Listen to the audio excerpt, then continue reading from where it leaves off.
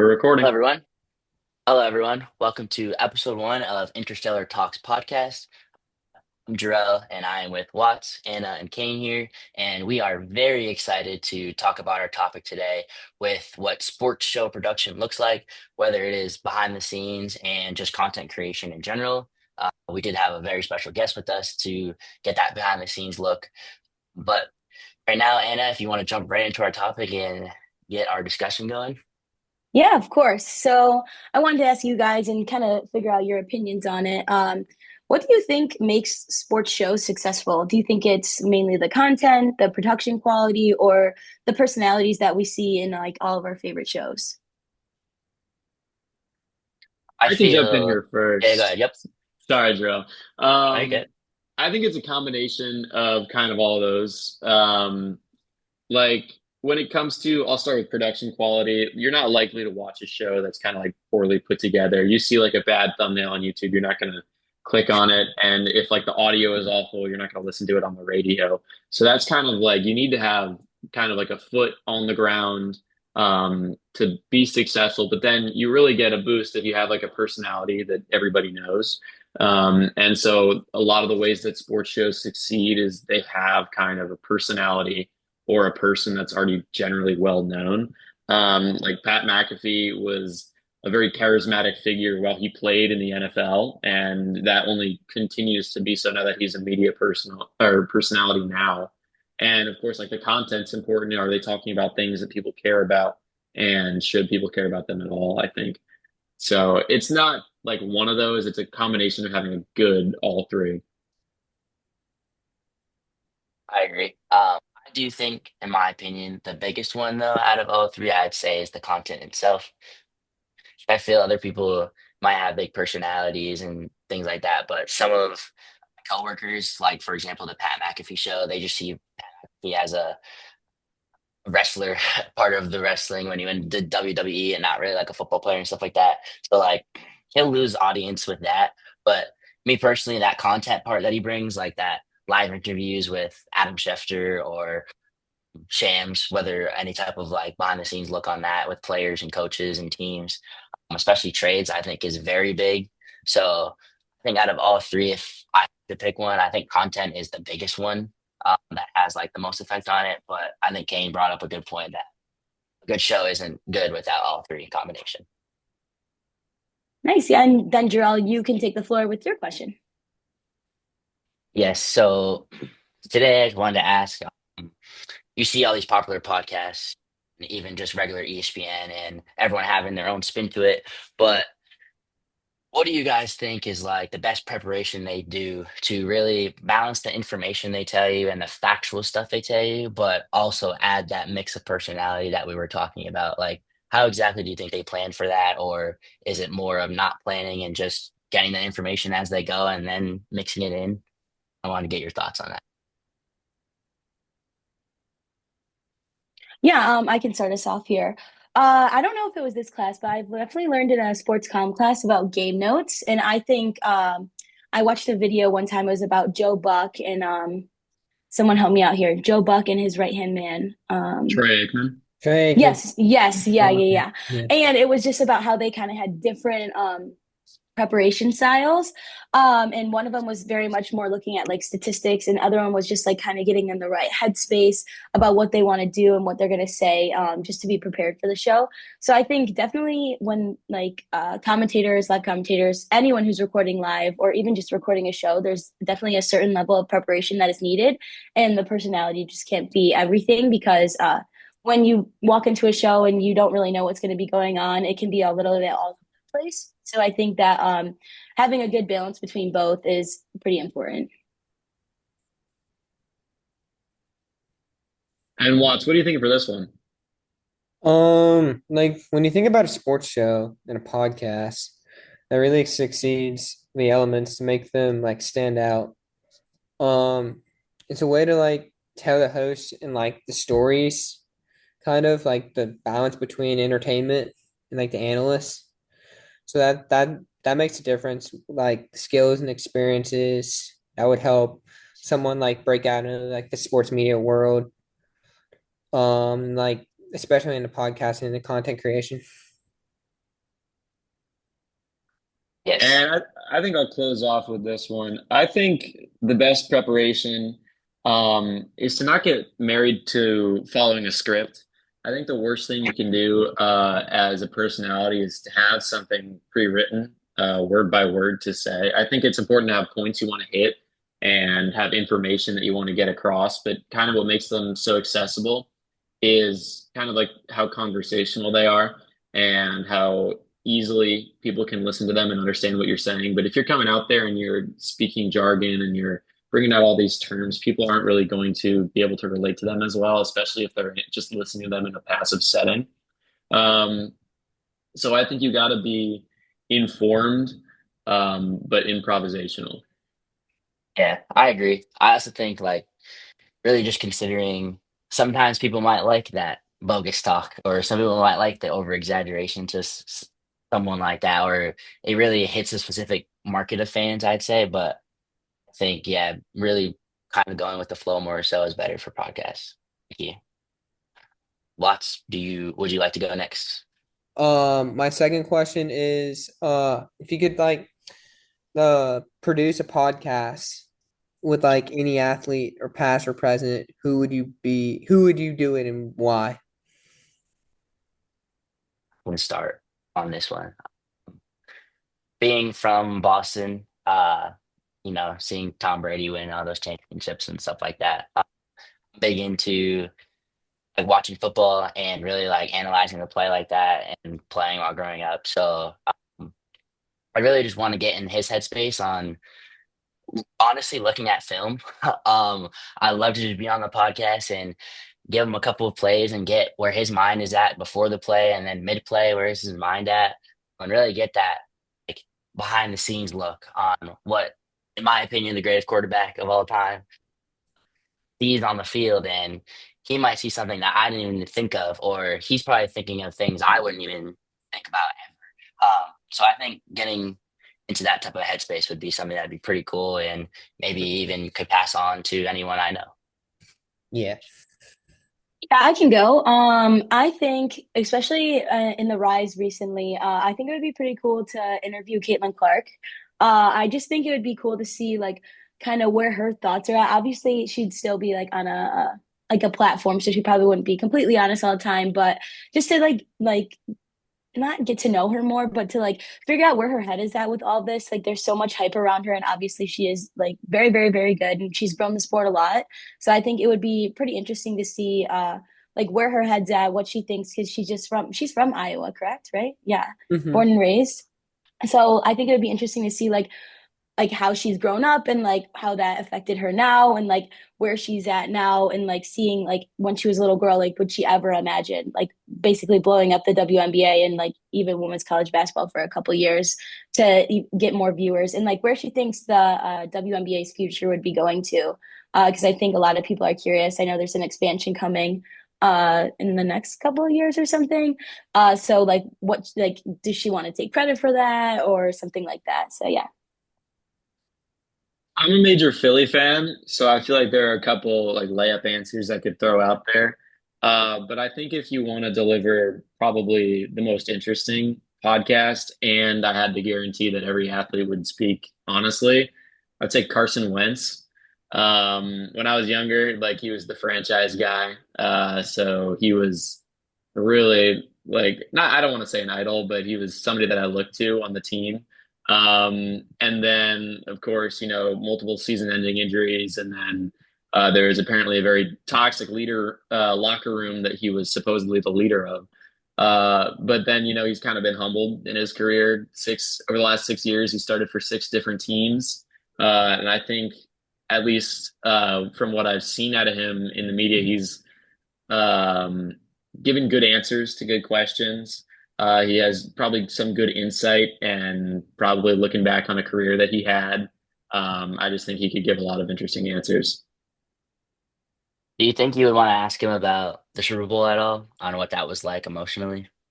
I think that's one that he would expect to be asked about. I think everybody knows how he felt. He was mad. He wanted to be the one to do it. If he could trade places with Foles, he said he would.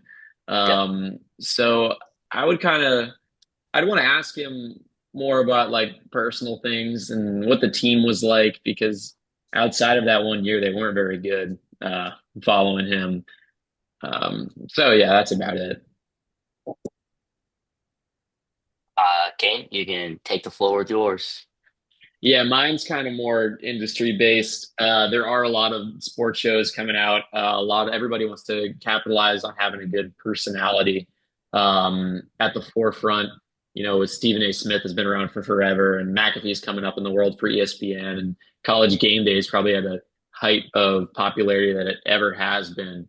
But my question is, will they continue to have the success? Will the meteoric rise continue, or will it just all come crashing down? Yeah, Watts, what are your thoughts on this? Say it again. Sorry.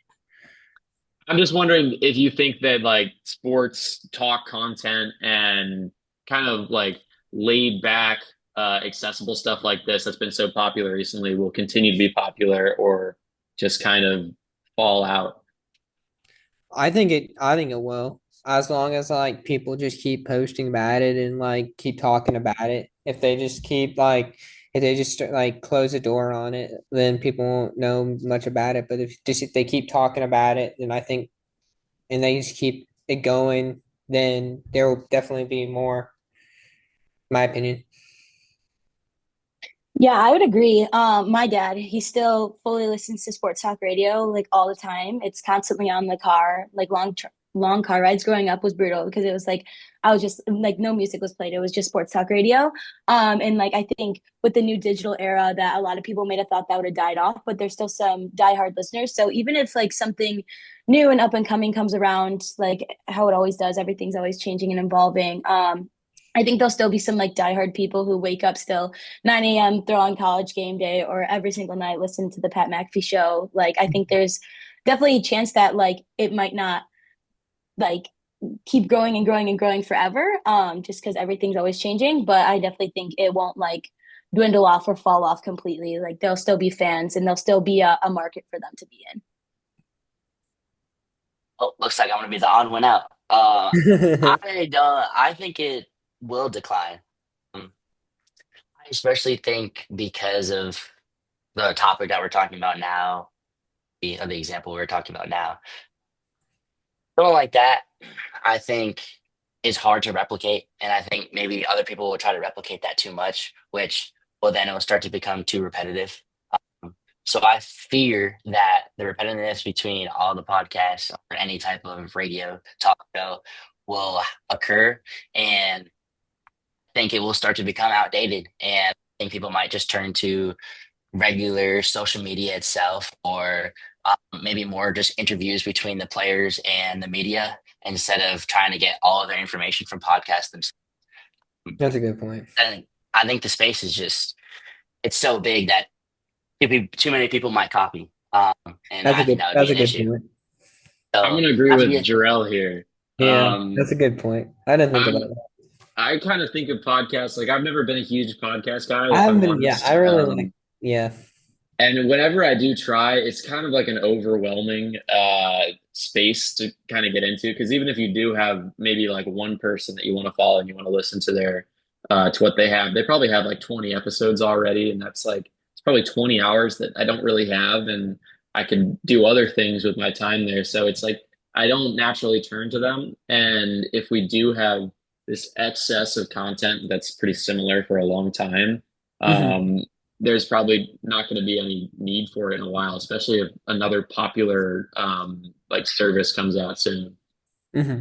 Only thing I like about podcasts is like if you have a long car trip or you want to know what to like, and you don't want to listen to music the whole time, you can listen to a podcast. Like that's the only thing I like about podcasts because like you get to hear them talk about sports if you don't like because you don't want to hear you don't like music starts getting like boring on the car ride. That's the only thing I would say that I like about podcasts.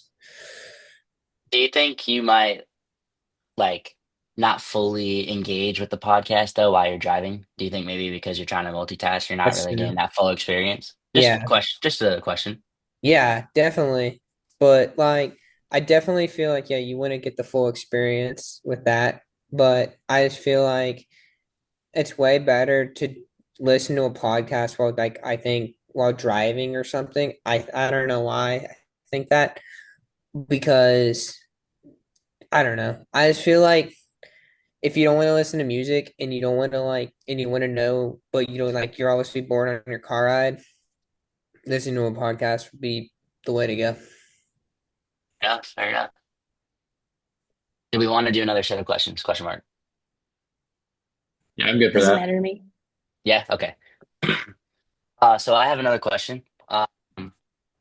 You see all of these shows go on air. Some of it is live. Some of it is very scripted. But what do you think is like the biggest problem they have to think about, or the biggest mistake that could happen anytime on air? And how do you think they really like try to tackle it in live on the like in the moment? Sorry, I'm gonna need a second to think on that one. You saying the biggest mistake that like they could make on air or in Yeah. preparation for? No, I'd say I on air. I do have one that I'm from Atlanta. So when they accidentally when they did Mike when they wrote Michael Penix's name, they accidentally wrote it wrong. You guys saw that? Did you guys see that? Did not. Did I Kane see did. that? Yeah. You know what I'm talking about? That You would can definitely pretty much imagine how they spelled Michael Penix, and that's what Right. they put on local broadcast TV. yeah, that's a mistake that you can't really make. Yeah, someone's name like that. Wait, when did that happen? Last year? No, it happened this Okay. year. It It was happened like earlier. I think it was it like actually training probably camp. happened like a month ago, but I mean that's the one. Or like maybe like if you like say something like like an anti-slur or something, that would be a really bad mistake. Yeah, I think that really ties into But the Michael like just Penix thing being is worried about what you pretty bad. say. If you say something wrong, like people have gaffes all the time and they misspeak. And so I think one of the worst mistakes you could have, especially if it is just something by accident and it really isn't meant to cause any harm, is to having is by having a long drawn out apology for it, because that really, um, like if do you guys know Nick Castellanos, what Yeah. happened with Yeah. him? That was really something like, of course, what the commentator said was unacceptable and, of course, like a huge mistake. But then, of course, it's immortalized in a moment of he has to apologize while doing his job, and then something happens and it's interrupted there. Um, and then there are moments where, like, maybe they pan the camera to the crowd and somebody does something inappropriate there. If they spend their time apologizing, it takes people out of the game. But sometimes, especially in baseball, commentators will just laugh at it and then move on. So I think just powering through when you make mistakes, because sometimes it's just not even that big a deal. Yep. Yeah, I would say, I mean, we kind of all touched on a lot of things that are pretty big mistakes that happen on live recording. I may take like a little bit of a back way, but maybe if something happens on the production side where like, or like cameras or like technical difficulties that may happen, and like obviously the sometimes the people who are reporting can see it going on and can see the panic behind the camera, but they have to stay like so poised on camera still, just whatever might be happening. If they lose connection, I feel like it might happen a lot in news where it's like they pan to the next person but like it doesn't pan, so it's like they come back. Not too much in sports, maybe for sideline reporters and stuff like that, but Sure. just like trying to think on your feet. It's not like too big of a mistake. I mean, I think a lot of people understand that like we're all human and technical difficulties happens as well. So yeah. Those are very good points. And some of the I didn't even hear about the Atlanta thing you brought up. I'm Yeah, gonna have to. I don't know how I remember that. I just from being from Atlanta, that's the only thing that came to my mind thinking about like being like what's the worst thing I could probably think of. I don't know why I thought of that. Yeah, I'm gonna have to look at that after. Yeah, alrighty. So I think we're good to wrap up here. I don't know if anyone has any more closing remarks they want to say, but I can wrap it up with you. Guys good? Yep. I'm also here. Yeah, Perfect. Well, I'm all good. thank you guys. Oh, sorry, what? I'm all good. Sorry. Oh, no, you're good. So thank you guys so much for coming in to listen, and thank you guys for taking the time out of your day as well to listen to us. We did have a couple technical difficulties with Brian. You got to see us now, but it was all Brian in our interview, our guest on the pod. Uh, Unfortunately, the camera, something happened with the recording, so we're not really sure about that. But yeah, thank you so much for watching. We really appreciate it, and I hope you guys have a great rest of your day. You guys as well. Yeah. Thank you.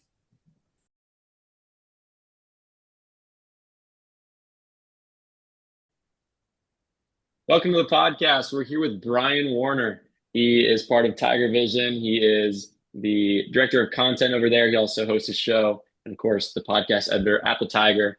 Very multi-talented. Welcome, Brian. If you want to tell us a little bit about yourself to get started. Thank you, Kane. I would say thank you, everyone, for having me on. Hello to everyone watching. So, like Kane said, my name is Brian. I am the content director at Tiger Vision, which is where I'm actually filming this right now. So I'm kind of in here. You see all the camera we kind of use. I'm also with the Tiger. I'm their head podcast director there as well. And so this is my first year doing it. I've had a lot of fun, but I've been in this program since freshman year. And it has really helped me and kind of exposed me to that podcast broadcasting side of sports media, where I absolutely love it. And I think it's a growing field. So I do have a little bit of experience. I also have my personal podcast. I have one as well called In the Zone. I started that up about a year and a half ago. So I have a little bit of experience with all this podcasting and production side of sports media. Awesome. Thank you so much, Brian, for joining us again. We're just going to introduce ourselves really quick as well. My name is Herberholz. I'm a senior marketing major with a sports communication minor. And yeah, and then I'll let the rest of the hosts introduce themselves as well. Girell, I'm a senior management major with a minor in sports comm.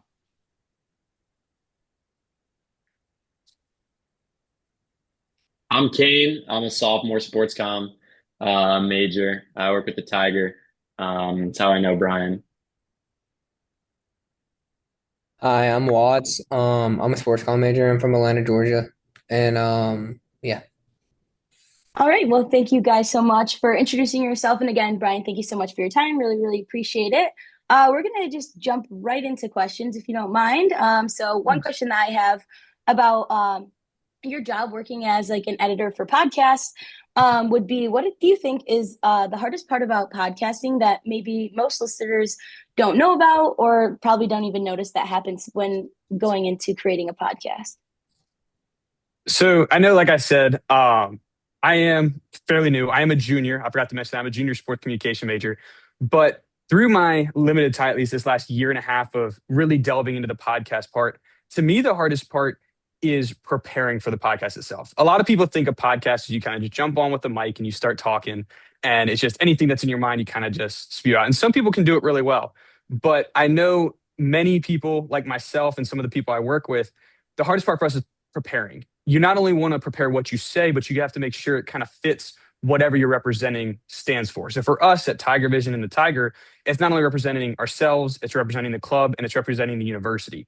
So that preparation usually takes anywhere between an hour to maybe even to 2 hours if it's really delving deep into topics that might be something that we have to make sure we stay neutral. So for me, that hardest part is just having to prep for the podcast to make sure it's professional, to make sure it's still creative, and to also make sure it aligns with all the standards that we hold ourselves to and that our organizations hold themselves to as well. Awesome. Thank you. And then I do have another question for you. I'm just curious, like, I know and I heard that you are also a host sometimes on Tiger Vision, correct? Yes, I am. Okay, cool. I was just wondering how you prepare yourself for that before you like go on air, record a show. I know there's probably so much information that you're probably thinking about constantly that you need to talk about while you're live or while you're recording. So I was just wondering like how you prepare yourself for that. Absolutely. I know there's a lot of thoughts that go through my mind, as you expected, as you said. So when I go into that show, I always make sure my script is up and ready about 3 days beforehand, because I want to make sure I'm prepared and I want to make sure the people I have on are prepared. Because the biggest thing to do is to make sure that you know at least a general idea of what you're saying.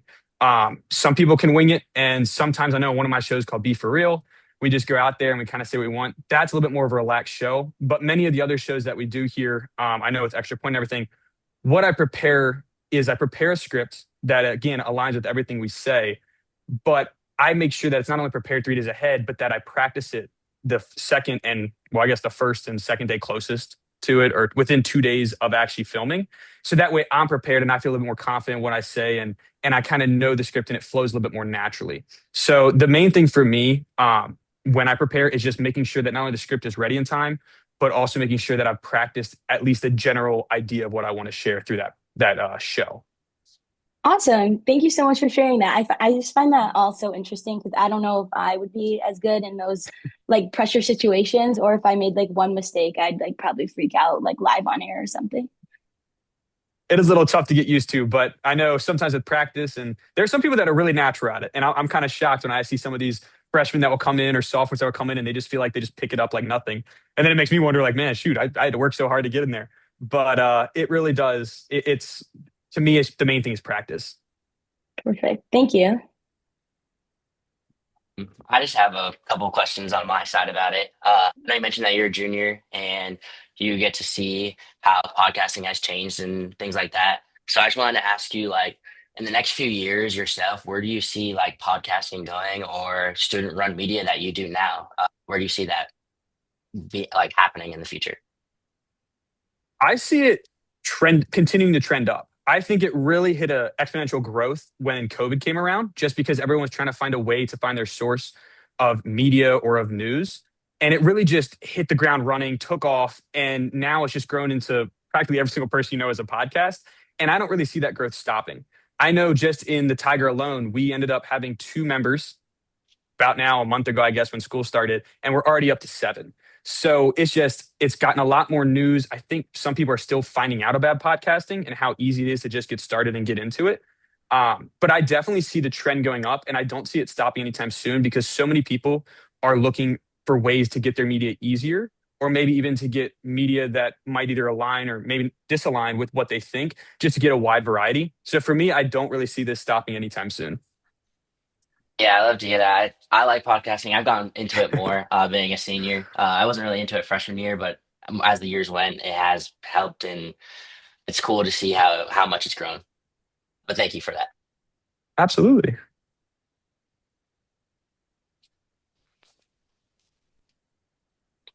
I'm good on questions. I'm good. I just had one. Watts, do you want to go into some of your questions you might have? Yes. If you could produce a podcast with any athlete, which athlete would you produce? Which athlete would you do? That's a tough one. I'd say I'm such a sports fan that it's like I want to pick every single person I think of. But if I had to go with one, I would probably say Luke Kuechly. I am a Ravens fan growing up. I'm from Maryland, so there's not a ton of connection, but I always loved watching him play. And I love the charismatic act or the charismatic personality he has. And I think just being able to, whether it's an interview or maybe if I even get lucky enough to host with them, I think it'd be so much fun to play off of that. Because I think a big part of podcasting is having the chemistry and being able to play off the person that you're working with or even the guest that you have on. You kind of want to adapt to them because you want to make them feel at home so they can kind of open up and be themselves.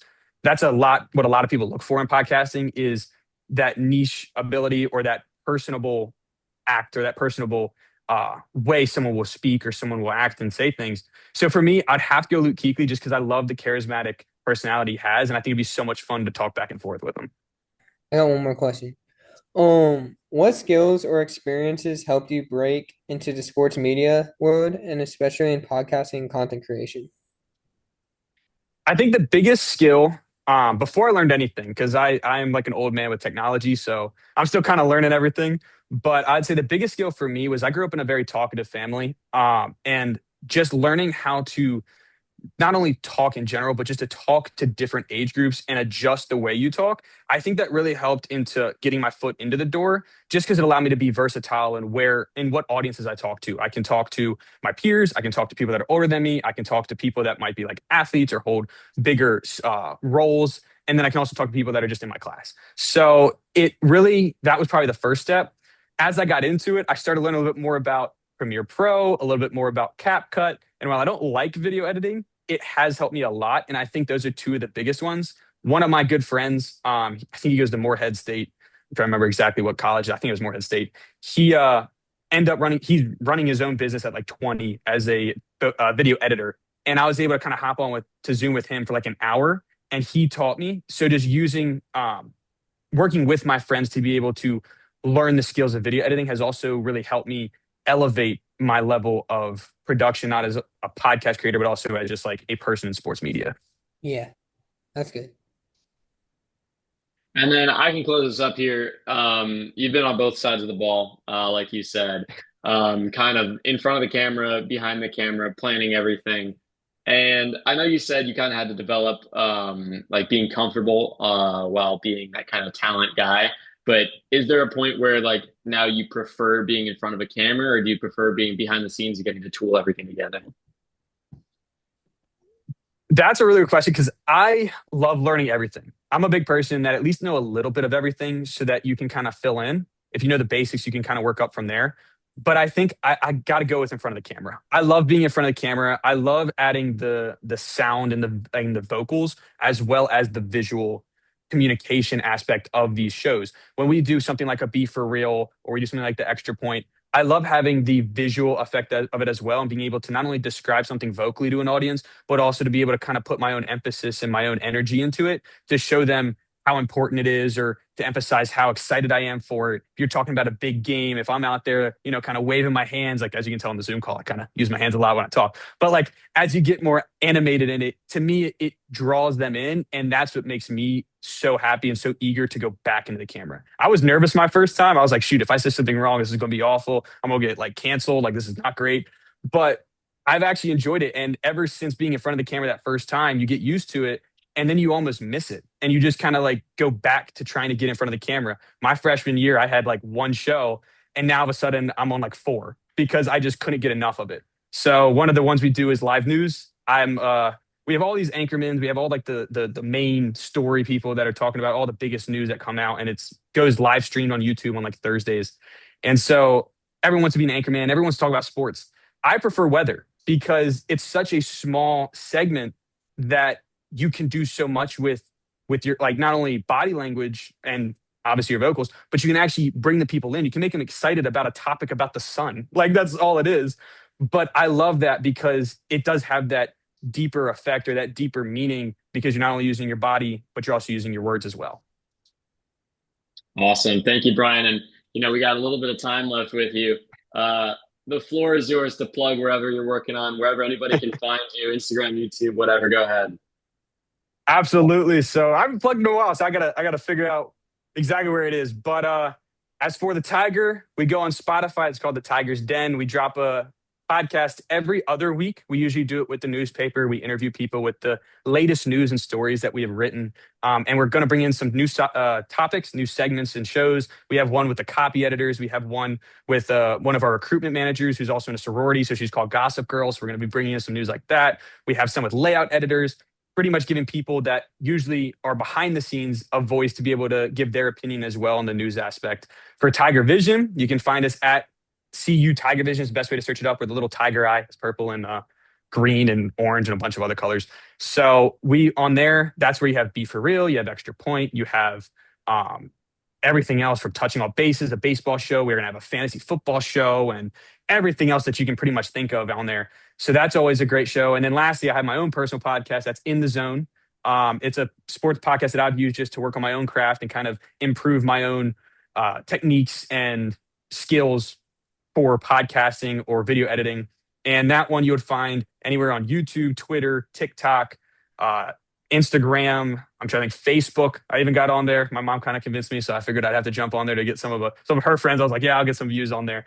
But you can find us anywhere there, and it would just be _ITZ. So that's everything that I do with it. If you guys want to check it out, please feel more than welcome. Share it with friends. Always got to put in a shameless plug.